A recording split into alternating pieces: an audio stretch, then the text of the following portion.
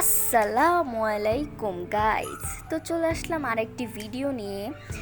আমার কেন জানি না এই ওয়েদারটা আসলে অনেক পছন্দের। বিকালের মেঘলা মেঘলা ওয়েদার, বসে বসে বারান্দা থেকে তাকিয়ে আছি আর হঠাৎ মাথায় আসলো আজকে কিছু করা যাক মার জন্য। সবসময় তো মা রান্না করে, ভালো আজকে আম্মুকে রান্না করে খাওয়াই, তাহলে শুরু করি। তো ফার্স্টে আমি একটি মুরগি নিয়ে নিলাম। এই আমার হাতের এই আম্মুর মুরগি রান্নাটা অনেক পছন্দের, তাই ফার্স্টে মশলা তৈরি করে নিব। প্রথমে আমি 1 চামচের মতো ধইনা মরিচ নিয়েছি, শুকনো মরিচ, জিরা, এলাচ, দারচিনি আর কয়েকটা গোলমরিচ, 10টার মতো গোলমরিচ। এটা হচ্ছে ব্লেন্ডারে ব্লেন্ড করে নিব। এই তো এরকম গুঁড়া গুঁড়া হয়ে যাবে, শুকনো মরিচটা একটু আস্ত থাকবে। এরপরে একটি কড়াইয়ে গরম তেল দিয়ে তেলের মধ্যে পেঁয়াজ দিয়ে লাল লাল করে ভেজে নিব। ভাজতে থাকবো, একটু একটু লাল লাল হবে, তেমন লাল লাল হবে না, একটু বাদামি বাদামি কালারটা হবে। এরপরে হলুদের গুঁড়া, মরিচের গুঁড়া, ধইনার গুঁড়া 1 চামচ করে দিয়ে দিব সেই তেল আর পেঁয়াজের মধ্যে। এটাকে সুন্দরভাবে মশলা কষাতে হবে। তারপর একটু পানি দিয়ে এটাকে ভালো মতো কষাতে হবে যেন মশলার কোনো স্মেল না থাকে। সুন্দরভাবে কষাতে থাকতে হবে। যখন তেল ভেসে উঠবে তখন ভাববো হয়ে গেছে। তারপর সেই বানানো আমার মশলাটা দিয়ে দিব, সুন্দর করে আবার কষাতে হবে। এরপরে আরেকটু পানি চাইলে পানি অ্যাড করে সুন্দরভাবে আবার কষাতে হবে। তেল ভেসে ওঠা পর্যন্ত এটা সুন্দর করে কষাতে হবে যেন সাইডে স্মেল না থাকে। তারপরে মুরগিগুলো দিয়ে দিব। এখানে মুরগিগুলো সেম, কোনো পানি দিব না ফার্স্টেই, কারণ মুরগি থেকে পানি বের হয়। সেই পানি দিয়েই মুরগিটা ফার্স্টে আমরা সুন্দর করে কষাতে থাকবো ভালো মতো, যতক্ষণ পর্যন্ত সেই মুরগির পানি না টেনে যাচ্ছে, তেলগুলো না ভেসে উঠছে, ততক্ষণ পর্যন্ত কষাতে থাকতে হবে। তেলগুলো আস্তে আস্তে ভেসে উঠবে, তারপরে পানি দিয়ে দিব। এখানে আমি 2 মগের মতো পানি দিয়েছি, যেহেতু ফুল আমি একটা মুরগি রান্না করছি তাই 2 মগের মতো পানি দিয়ে দিলাম।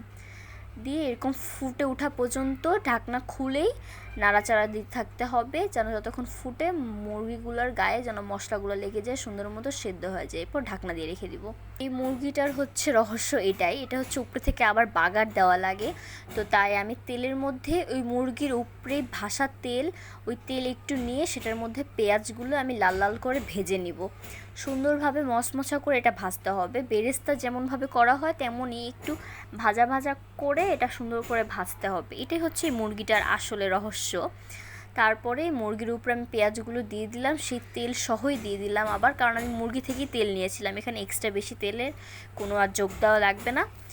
দেওয়ার পরে আমি হচ্ছে যে আমার এক্সট্রা মশলাগুলো ছিল সেই মশলাগুলো আবার দিয়ে দিলাম উপরে থেকে, যেটুক ছিল আমি হচ্ছে করেছিলাম যেটুক তার হচ্ছে 4 ভাগ দিয়ে দিয়েছিলাম, আর 1 ভাগ ছিল, 1 ভাগটা এখন দিয়ে দিলাম। দিয়ে রেখে দেবো আমার মুরগির ডান সুন্দর পানি ঝরা পর্যন্ত, যে যেটুক পানি রাখতে চায়। তারপর আমি ভাবলাম আম্মুর জন্য শুটকি করি। আর এখানে হচ্ছে আমি পটল মাখায় রাখছিলাম, পটল ভাজা করব ভাবছিলাম, তাই শুটকিটা রান্নাটা দেখাই। ফার্স্টে হচ্ছে একটু তেল নিয়ে শুটকি ভাজা দিতে হবে, সুন্দরভাবে মচমচা করে ভাজতে হবে। আম্মুর হচ্ছে আমার হাতে যেইগুলো পছন্দের সেগুলোই করার ট্রাই করেছি। তারপরে হচ্ছে সেই শুটকিগুলো উঠায়ও সেই তেলেই পেঁয়াজগুলো ভেজে নিতে হবে। পেঁয়াজ সুন্দরভাবে একটু নরম হয়ে গেলে তখন সেখানে কয়েকটা মরিচ দিয়ে দিব ঝাল অনুযায়ী, নিজের টেস্ট বার অনুযায়ী। তারপরে তো শুকনো মরিচ একটু দিয়ে দিয়েছিলাম। তারপর এটাকে হচ্ছে ব্লেন্ডারে ব্লেন্ড করে নিব, বা হাতে বাটলেও হয়, আমি ব্লেন্ড করে নিয়েছি।